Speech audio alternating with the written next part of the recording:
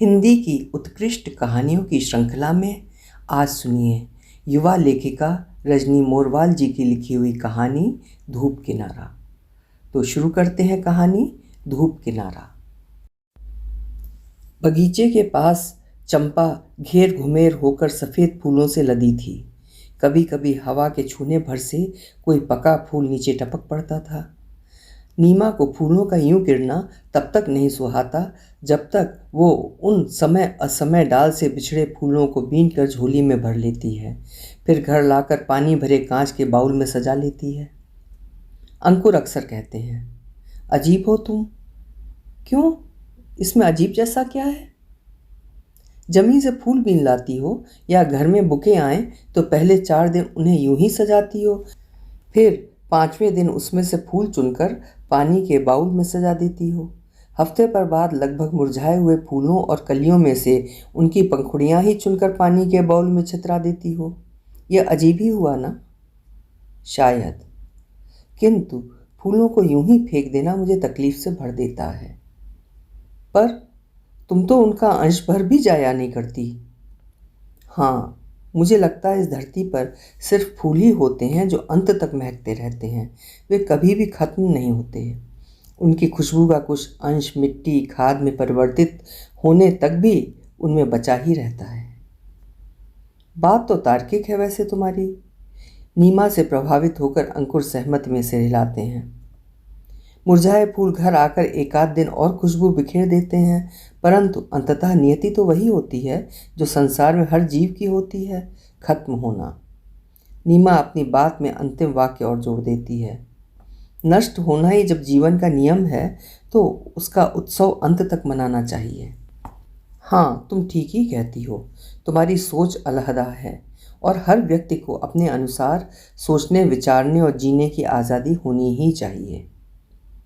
नीमा सुबह सुबह जब कॉलेज के लिए निकलती है तो उसकी चाल में एक अजब सी चुस्ती फुर्ती उतर आती है। आत्म स्वाभिमान से उसकी पीठ तन जाती है और सिर आसमान की ऊंचाई नापने के अंदाज में ऊंचा उठ जाता है। ऐसा प्रतीत होता है जैसे वो आसमान में उड़ रही हो। नौकरी जहाँ थकाती है वहीं आत्मविश्वास के साथ आत्मनिर्भर भी तो बनाती है।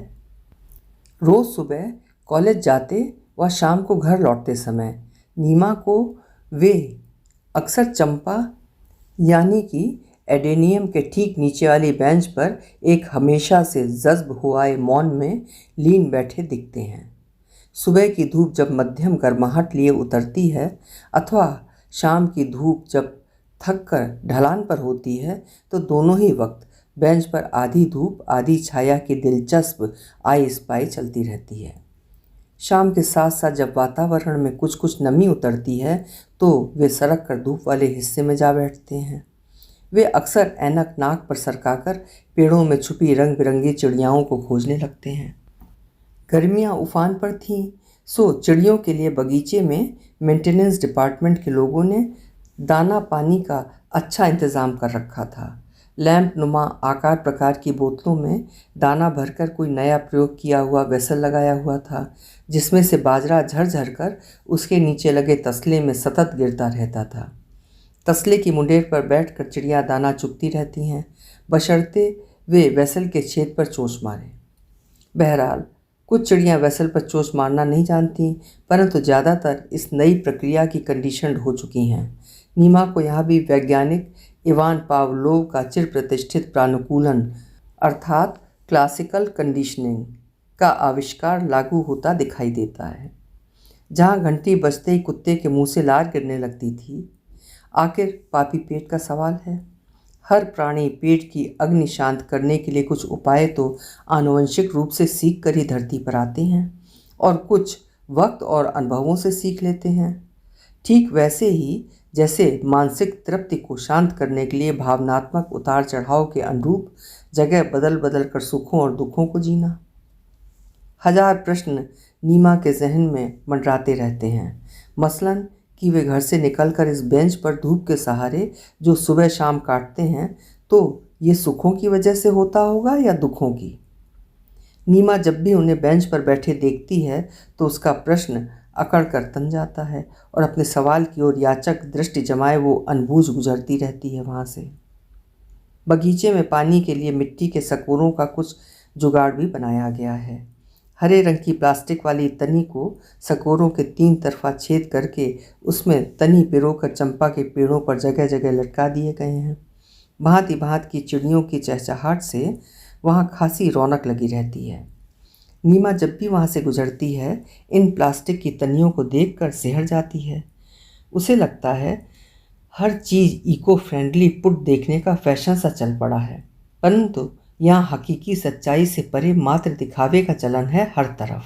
बस कॉलोनी के मेंटेनेंस डिपार्टमेंट ने हरे रंग पर जोर दिया ताकि ग्लोबल वार्मिंग की अनुगूंज के तर्क को कम करने की प्रक्रिया के तहत हर वस्तु हरे रंग की हो। पेड़ पौधों से मैच करती हुई हरी तनियाँ लगा दी गईं, किंतु ये नहीं सोचा कि ये तनियाँ आखिर हैं तो प्लास्टिक की ही, कोई पक्षी इसमें उलझ भी सकता है।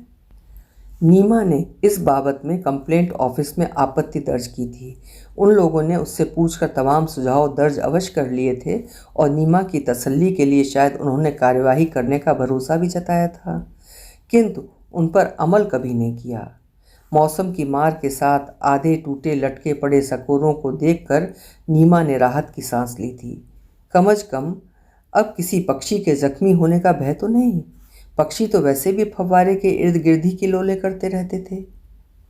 आसपास की दैनिक गतिविधियों से अनभिज्ञ उस रोज भी वे अपनी फेवरेट मुद्रा में चुप्पी साधे बैठे थे। दूर से देखने से प्रतीत होता था जैसे वहाँ कोई ध्यान मग्न होकर घुटनों पर हाथों को टिकाए बैठा हो। आंखें मुंदी तो नहीं थीं, मगर दूर से यही प्रतीत हो रहा था। बगीचे के कुछ हिस्सों में घास कुछ अधिक लंबी हो आई थी। उसी जगह घास के बीचों बीच टिटहरी का एक जोड़ा आ बैठा था।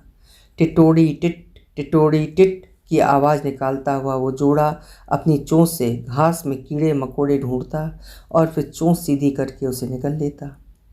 कुछ देर बाद टिटहरी का जोड़ा धीमी चाल से यहाँ वहाँ देखते हुए घास के दूसरे हिस्से में जाकर अपने भोजन का प्रबंध करने में जुट जाता था।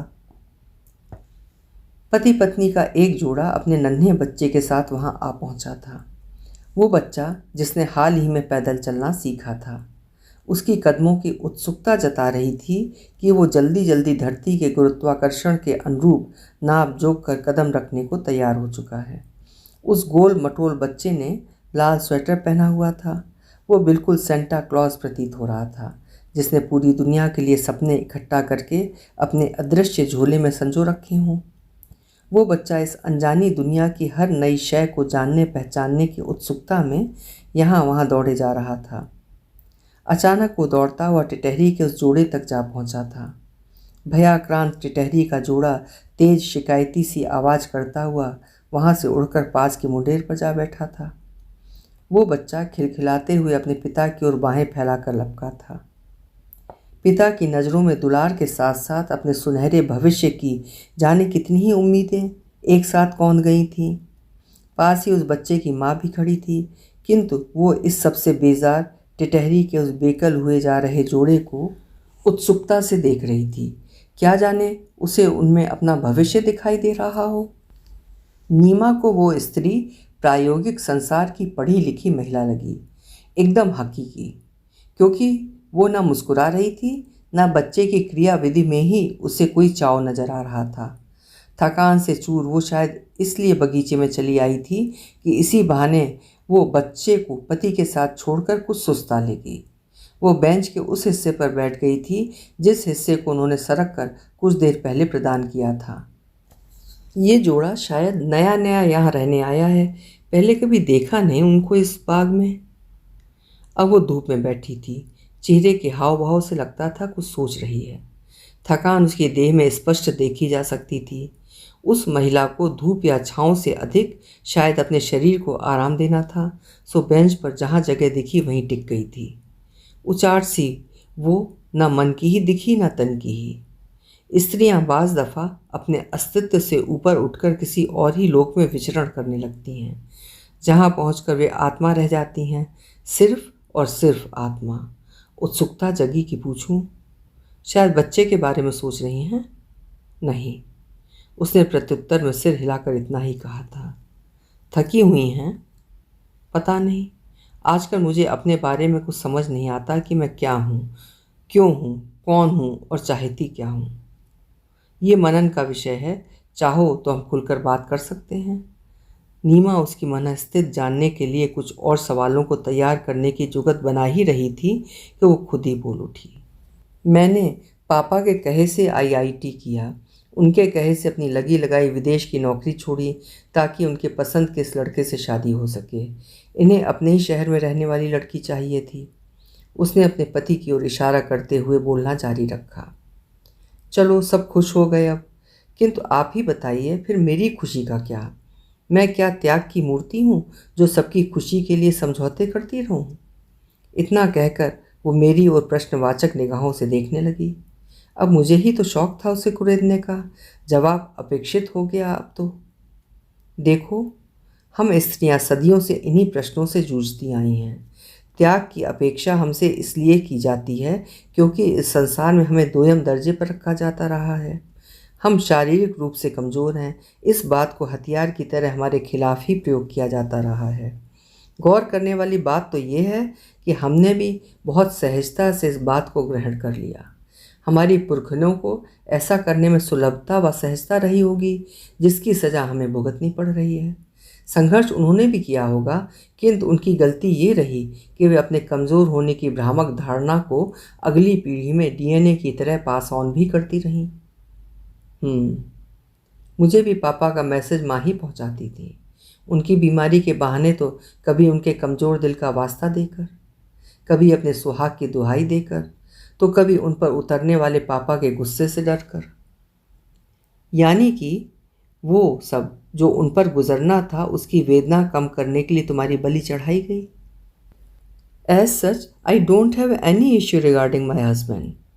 बस मैं क्या हूँ इस बात का जवाब नहीं मिल रहा। अब ये बच्चा मुझे एक परिधि में जोड़े रखता है। उसने इस बार कुछ भावुकता से अपने बच्चे और पति को देखा था, जो अभी भी उस टिटहरी के जोड़े के पीछे पीछे बाग में यहाँ वहाँ खिलखिलाते हुए दौड़ रहे थे। तब तो तुम्हें अपने पति के पास बैठकर बात करनी चाहिए। आजकल कई जॉब ऐसे हैं जो घर बैठे भी लड़कियां करती हैं। सब जानती हूँ, उस पर भी कोई इन्हें ऐतराज़ नहीं है। फिर तो कोई समस्या ही नहीं होनी चाहिए। मेरे जवाब में उसकी आंखें छलछला आई थीं।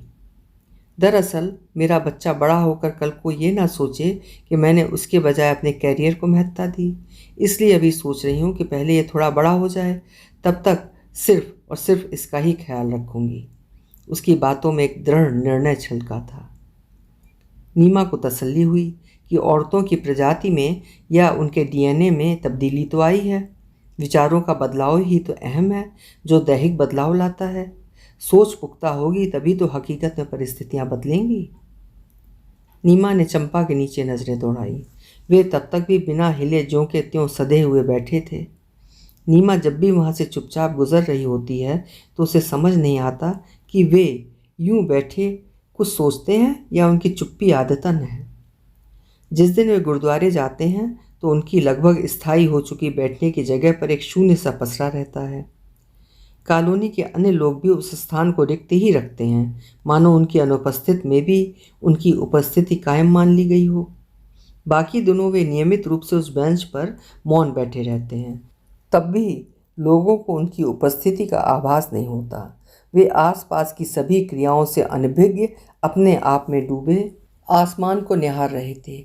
अमूमन वे काली पगड़ी पहनते हैं, परंतु उस रोज़ उन्होंने अपने केश नीले रंग की पगड़ी अर्थात दस्तार से बांध रखे थे। उनकी लंबी सी दाढ़ी उस रोज़ भी हमेशा की तरह खुली हुई उनके सीने तक झूल रही थी। नीमा वहाँ से उस दिन गुजरी तो मन में आवाज़ आई कि उन्हें नमस्ते कर ले, पर संकोचवश वो चुपचाप सिर झुकाए वहाँ से गुजर गई। हमारे देश में बिना जान पहचान के यूँ नमस्ते कहने से लोग हैरत से देखते हैं। जब पापा गुजरे थे तो अत्याधुनिक भावुक नीमा को हर वृद्ध पुरुष में पापा की छवि नजर आती थी। कई बार वो एक वृद्ध व्यक्ति से पापा को रिजेंबल करने लगती है, जो सफ़ेद झक कुर्ता पजामा पहने वेल मेंटेन दिखते थे। पापा को भी बैडमिंटन का शौक़ था। एक मर्तबा सब्जी मंडी में लगभग पापा की सी ही उम्र के एक व्यक्ति की ठुड्डी और सिर के बीच का हिस्सा बिल्कुल अपना सा लगा था। सफ़ेद बाल जो कि हल्के होकर बीच से लगभग उड़ से गए थे और ऐसे लग रहे थे जैसे एक चमकीला चांद उगाया हो वहाँ। अचानक कैंथ्राइडिन हेयर ऑयल की खुशबू का एक झोंका उसकी नाक में समा गया था। पापा भी तो वही लगाया करते थे। पापा के झोले में छोटा कंघा, बोरोलीन, वैसलीन, हिंदी अंग्रेजी की किताबें, पेंसिल, दैनिक अखबार के क्रॉसवर्ड पजल वाला पृष्ठ, कुछ चाबियाँ और उनके काम की न जाने कितनी ही जरूरी वस्तुएं रखी होती थीं। बचपन में खेलते हुए चोट लगने पर नीमा सीधे पापा के उस झोले की ओर रुख करती थी। पापा भी फूंक से सहलाने के साथ साथ बोरोलीन चोट पर मल देते थे। बचपन की स्मृतियां उसे द्रवित कर गई थीं। उसकी आंखें नम हो आई थीं। उसके कदम अनायासी अनियंत्रित होकर उन सज्जन तक पहुंच ही चुके थे। आप बिल्कुल मेरे पापा जैसे लगते हैं। अच्छा, जी बिल्कुल, उसने आंखों को पोंछते हुए कहा था। कहाँ रहती हो? जी यहीं कैंट एरिया में, उसने हाथ से इशारा करते हुए कहा था। रोज आती हो सब्जी मंडी? नहीं, जब मेरे पति ऑन ड्यूटी दूसरे शहर जाते हैं तो कभी कभार आ जाती हूँ। वो एक्टिवा की डिक्की में सब्जी का थैला रखकर वापस उन तक चली आई थी। मैं यहाँ रोज़ आता हूँ। दरअसल शाम को समय बिताने के लिए कुछ होता नहीं तो यहीं चला आता हूँ। तो मिला करो कभी कभी। वे नीमा को अजीब सी नज़रों से ऊपर से नीचे तक निहारते हुए बोले थे। उनके होंठों पर तिरछी मुस्कुराहट तैर रही थी। जी ज़रूर, आप आए कभी घर अपनी पत्नी के साथ, नीमा ने कहा। पत्नी को मंदिर से फुर्सत नहीं, अब कौन उसे समझाए कि उम्र बढ़ रही है पर देह की मांगें खत्म नहीं होती। भगवान के दर पर 10 मिनट भी मन नहीं लगता है मेरा। मैं आऊँगा कभी तुम्हारे घर। जी जी ज़रूर। तुम्हारे पति जब शहर से बाहर हों तो बताना, चाय पीने आऊँगा। वे नीमा के कुछ अधिक करीब चले आए थे। उनकी सांस के साथ मसूड़ों की अजीब सी गंध नीमा के मुंह पर आ लगी थी। उसे उबकाई हुआ आई और वो तेज़ कदमों से पीछे की ओर हटी थी। नीमा के कई बरसों से रुके आंसू अनायास बह निकले थे। एक अनुभव तार तार होकर टूटा था आखिर। आंसू तो महज एक बहाना था। उसका सामना तो उस पितृ सत्तात्मक समाज के बुनियादी चूक से हुआ था जिस पर आज भी समाज चला आ रहा है। नीमा के आंसू अभी भी बह रहे थे। घर आते ही उसने अपनी डायरी में उस रोज की दिनांक में कविता लिख डाली थी। कविता क्या थी, बस यूं समझो उसकी आंखों से बहे खून के आंसू थे। हे स्त्रियों, बंद करो तत्काल इन पुरुषों को जन्मना।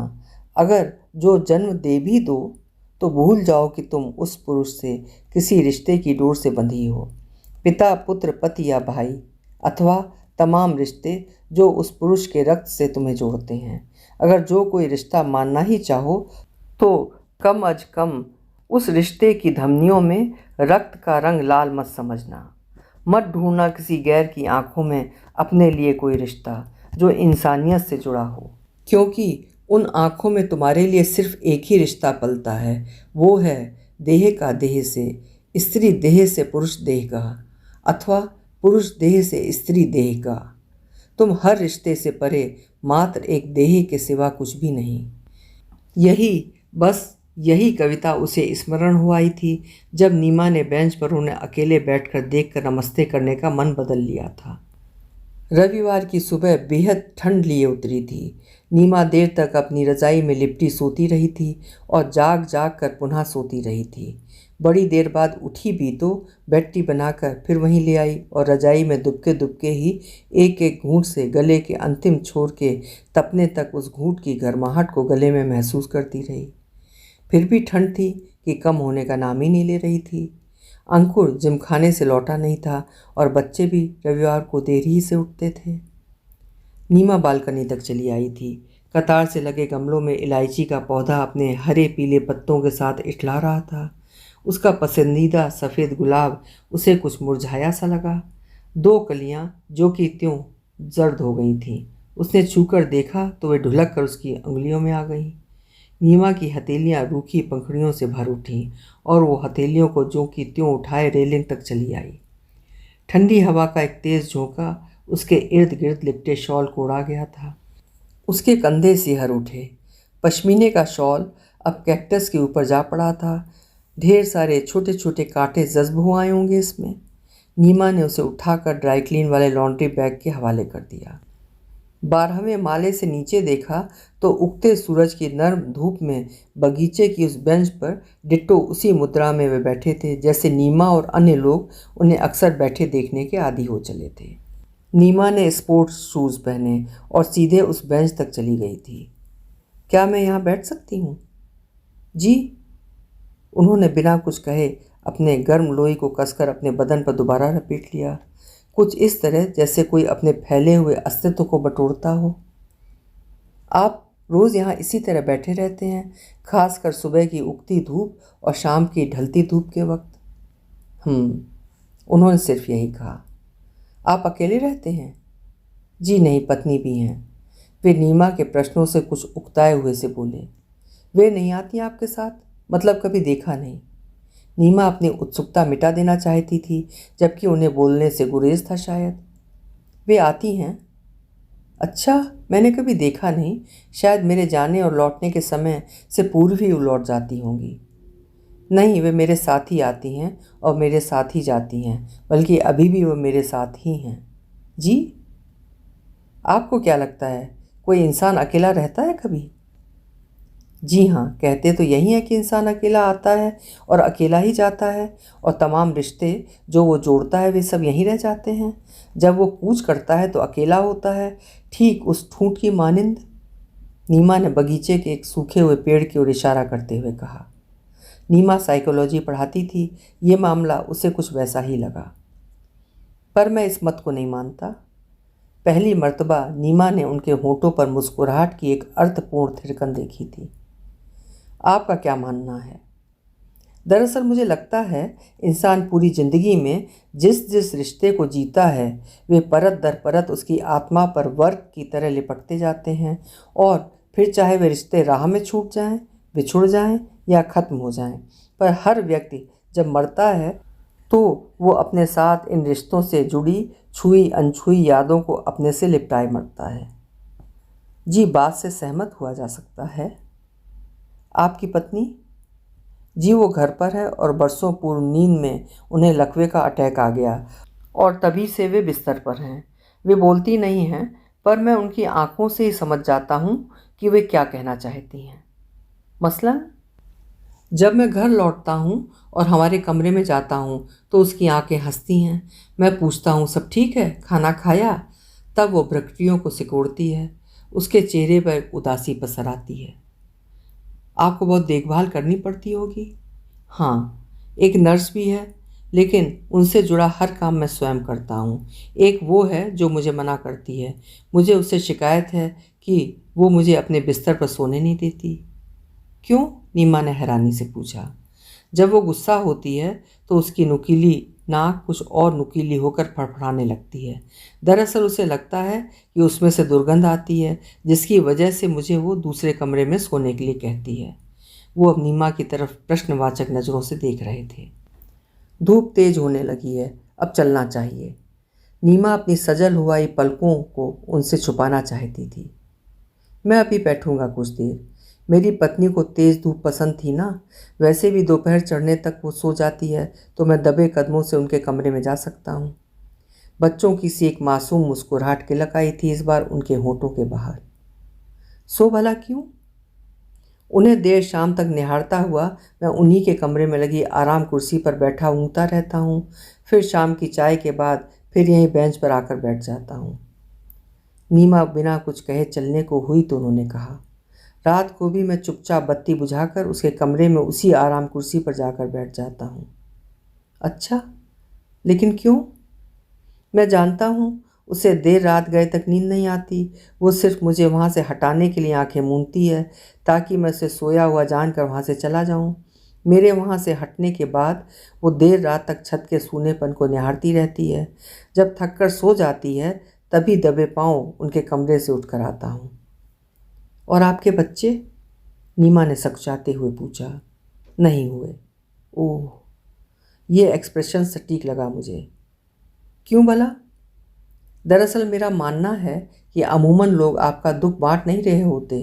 वे बस आपकी समस्याओं का विश्लेषण करते हैं, फिर उन पर अपना फैसला सुना देते हैं, किंतु उसकी बनिस्बत आपका ओह ज़्यादा सटीक है। नीमा वहाँ से घर चली आई थी। हाँ, लौटते समय वो उन्हें नमस्ते करना नहीं भूली थी। घर पहुंची तो 10:30 बज चुके थे। अंकुर जिम से लौटकर चाय पी रहे थे। उसे देखकर टीकोसी हटाकर केटली में से नीमा के लिए एक कप चाय बनाकर उसे पकड़ा दी थी। उदासी क्यों है जानम? कुछ नहीं। कभी कभी दिमाग में बरसों से जमी कोई विचारधारा बर्फ की मानिंद परत दर परत जमकर सख्त हो जाती है। सदियों तक जहाँ एक बूंद भी पिघलती नहीं, तो कभी एक श्वास की ऊष्मा से ही परतों तक किरचनें उतरती चली जाती हैं। मामला संगीन है क्या? अंकुर गंभीर हो उठे थे। नीमा उदासी के आलम में उठकर ब्रंच बनाने चल दी थी। पापा उसे बहुत याद आए थे उस वक्त भी, साथ ही माँ की कही बात भी। हर पुरुष एक सा नहीं होता बेटा, अभी तेरी जिंदगी तो शुरू हुई है। अनुभवों का खजाना इतना संकुचित दृष्टि से न देख। अभी तो तेरे समक्ष जीवन पड़ा है। कुछ कड़वे अनुभवों से पूरी मर्द बिरादरी को खारिज करना ठीक नहीं। आप ठीक कहती हैं माँ, समाज के कुछ कड़वे मसलों से पूर्वाग्रही होकर नहीं रह जाना चाहिए। अगले दिन सुबह वहाँ से गुजरते हुए नीमा ने दूर से ही चंपा के झुरमुट में झांका था और उस बेंच को खाली पाया था। उसने सोचा शायद आने में देर हुई होगी उन्हें, किंतु शाम को कॉलेज से लौटते हुए भी देखा तो ढलती हुई धूप भी बेंच पर एकाकी ही पसर कर लौट रही थी। नीमा के कदम अपने घर के बजाय सीधे उनके घर की ओर उठ गए थे। पता चला कि उनकी पत्नी रात सोती ही रह गई थी। नीमा वहाँ कुछ देर हाथ जोड़े खड़ी रही थी, फिर लौट आई थी। घर आकर उसने डायरी में से उस पुरानी कविता को रीराइट करने का मन बना लिया था। कुछ दिनों के पश्चात वे फिर उसी मुद्रा में बैठे दिखाई दिए थे। शाम के वक्त भी उसी तरह बेजार से बिना हिले डुले। अब तो कोई बंधन नहीं है आप पर। अब दिन में 2 दफ़े यहाँ ना बैठकर आप कोई और रूटीन क्यों नहीं बनाते? जी बेटा जी, बात तो सही कह रहे हो आप। घर की 4 दीवारी में दुख सहन नहीं होता तो फिर उसी सपने में जीने लगा हूँ। तो क्या दुख कम हुआ? नहीं, बस घर से बाहर आकर कंधा बदल लेता हूँ। मतलब? जितने भी बूढ़े आप इस बगीचे में धूप सेकते देखते हो ना बेटा जी, ये दरअसल यहाँ धूप नहीं सेकते। तो फिर? बाज़ दफ़ा लोग घरों से बाहर इसलिए भागते हैं कि घर की 4 दीवारी में दुखों को सहते सहते उनके कंधे दुखने लगते हैं, तो घरों से बाहर आकर उन्हें दूसरे कंधे पर झेल लेते हैं। दुख तो कम नहीं होता मगर भ्रम बना रहता है। जी। नीमा अनजाने में अपने पर्स को दूसरे कंधे पर टांक लेती है। बस इसी तरह वे नीमा के कंधे पर झूलते पर्स की ओर इशारा करते हुए कहते हैं। आप सच कह रहे हैं। नीमा घबरा कर उनकी आंखों में झांकती है। और बस ठीक इसी तरह यहाँ बैठे बैठे हम बूढ़े लोगों की जब आपस में निगाहें मिल जाती हैं ना, तो लगता है कोई सफ़र में साथ है। आपके जैसा कोई और भी है जिसके कंधे दुख रहे हैं, और बस यही सोचकर एक तसल्ली सी मिल जाती है। जी। नीमा बेंच पर बिखरे चंपा के फूलों को बीन कर झोली में भर लेती है और उनको नमस्ते करके घर चली जाती है। कुछ को अपने जूड़े में टाँक लेती है। अंकुर दरवाज़ा खोलते ही कहते हैं, तुमसे मिलने कोई आया है। अंदर से बच्चों की आवाज़ें सुनाई दे रही थीं। उसने देखा ये तो वही जोड़ा था जो उस रोज़ बाग में अपने बच्चे के साथ था। जी नमस्ते। बिना इत्तला दिए आने के लिए माफ़ी। दरअसल इन्होंने अपना स्थानांतरण वहीं करवा लिया जहाँ से मेरा मायका व ससुराल दोनों पास हैं। मैंने सोचा हम किसी को यहाँ जानते नहीं, सो ये खुशी आपसे ही साझा कर लें। उसने मिठाई का डिब्बा मेरी ओर बढ़ाते हुए कहा। मगर क्या तुम्हें अपने सवालों का जवाब मिल गया? नीमा ने सकुचाते हुए पूछा। हाँ, शायद मैं एक स्त्री हूँ, माँ हूँ बस। बस? वो कैसे? तमाम बाकी रिश्ते? जी, बाकी रिश्ते शायद हम स्त्रियां सिर्फ इसलिए चुनती हैं ताकि हम मातृत्व सुख भोग सकें। अब इसमें पुरुष का क्या दोष? वाह, इतना खूबसूरती से तो मैंने भी कभी नहीं सोचा, वो मुस्कुराती हुई कहने लगी।